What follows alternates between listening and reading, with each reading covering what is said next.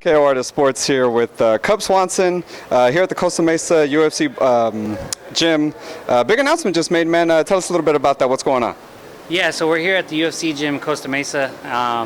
They're closing here, and we're opening a new facility down the street, a really big facility, and it's a franchise, and it's going to be me and Michael Bisping are partnering up and opening this. It's pretty exciting. It's the first time that two UFC fighters are doing a gym together, and we're really excited. We think it's going to be huge. How did the partnership with Michael Bisping and you guys coming together for this gym, how'd that come about? We were both trying to do franchises on our own. This one popped up, and it's a really big and nice facility, and so they just had the idea of bringing in two people, and so we both jumped on it because we know it's going to be awesome. The gym that's here is already awesome, and it's a tiny facility, so we said, all right, let's make a big one and see how it does. Obviously, Mike is coming off the biggest victory of his career against Luke Rockhold, first round KO. What do you think about his performance there? Well, you know, we came up with this whole thing like a week and a half before that, and I was like, yeah, Bisping's cool, you know, and we both were all about it. Then when he won the fight, I was like, man, that's going to be great for the club. So we were like, awesome, you know, it worked out. That's awesome. Well, speaking of yourself, obviously you're just coming off a victory against Hakron Diaz. About a year layoff when that happened. How do you think you did in that fight? Well, just real quick to clear this up, it's my nephew, by the way. He just wanted to hang out. I don't get to see my niece and nephews very much. So after the year layoff, man, I went back to the drawing board, and I put in the time. I was hungry for a victory, and I went in there and I did it. It was an emotional win, and I was happy with my performance. Definitely look great. Currently ranked number 6, I believe, in the featherweight division.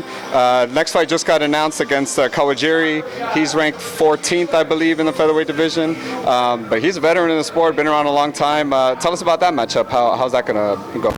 Yeah, well, we're both veterans, and you know the UFC is trying to look for people that I haven't fought yet. You know, and eventually I'll do some rematches, I'm sure. But you know, this fight came up, and I was like, cool. You know, he's been kind of calling me out for a long time, and you know, it's a fun fight.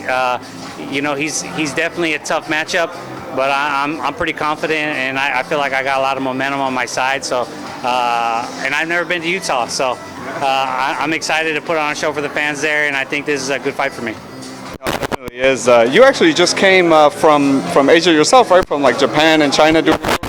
What were you doing over there? I was over there promoting, you know, the UFC in China.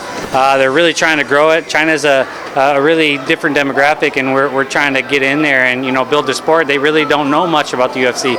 Japan, obviously, they do, and I went over there because it's right next door, and that's my second time there. I had a great time. The fans are awesome.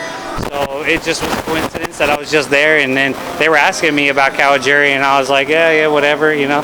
And then they offered it to me, and I was like, oh, cool. That's awesome.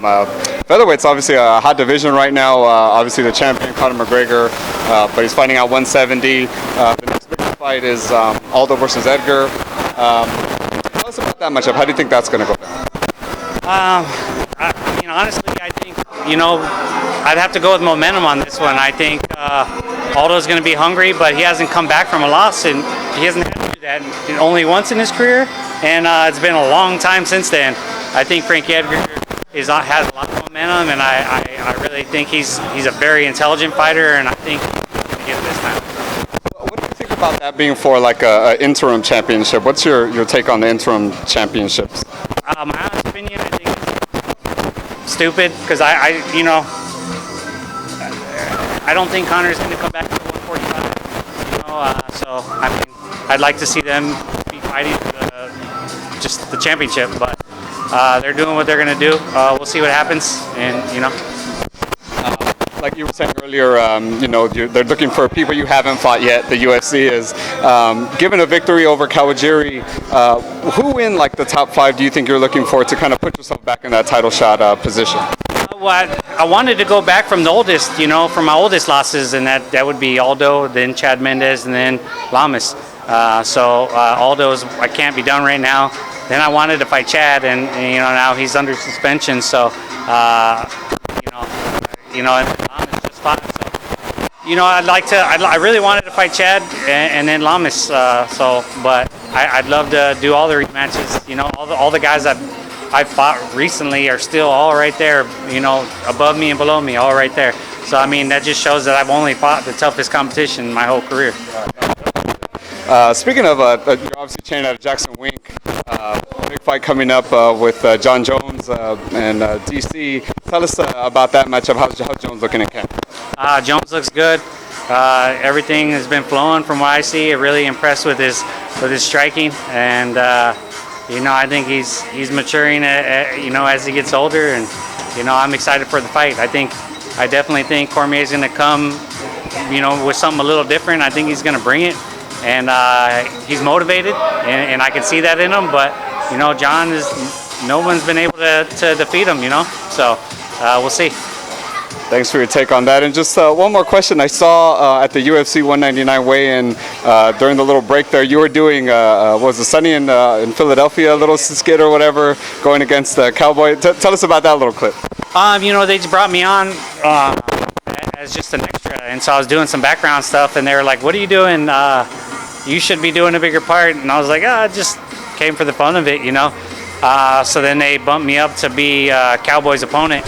And so, you know, the whole thing was for Cowboy to have this part in the show. And, you know, I had the opportunity to jump in and be his opponent. And it's cool. I've been a fan of that show since the beginning. I used to watch it with my brothers growing up when I first started training. So it's kind of cool to have things like that come full circle. I got to say, he looked a little bigger than you. In real life, that looked like a mismatch for sure. Well, you know, I was a little heavy, but, you know, he's fighting at 170 now. So, yeah. Well, hey, Cub, thanks a lot for the time. Always appreciate it, and best of luck to you August 6th, man. Thank you very much. Thank you. Make sure you guys watch me August 6th. I promise it'll be a great fight. Tell them where to follow you on Instagram, Facebook, all that stuff. At Cub Swanson at everything. Instagram, Twitter, and Facebook. Got to plug the beer, man. What's up with the Killer Cub beer? Well, we're waiting for it to get rebrewed. I've just been so busy, and these guys, they got a lot of beers. Coachella Valley Brewery, they do very well, and I'm not that high on their list of priorities, but the beer is popular, so I got to go down there and bug them, and I know that everyone loves it that's tried it, even Bisbing's tried it, so yeah, I know it'll do well if I push it. I just, you know, I got priorities. I got to open up this gym. I got to keep winning fights, so it'll happen. Definitely. Well, best of luck with all your ventures. So really appreciate it.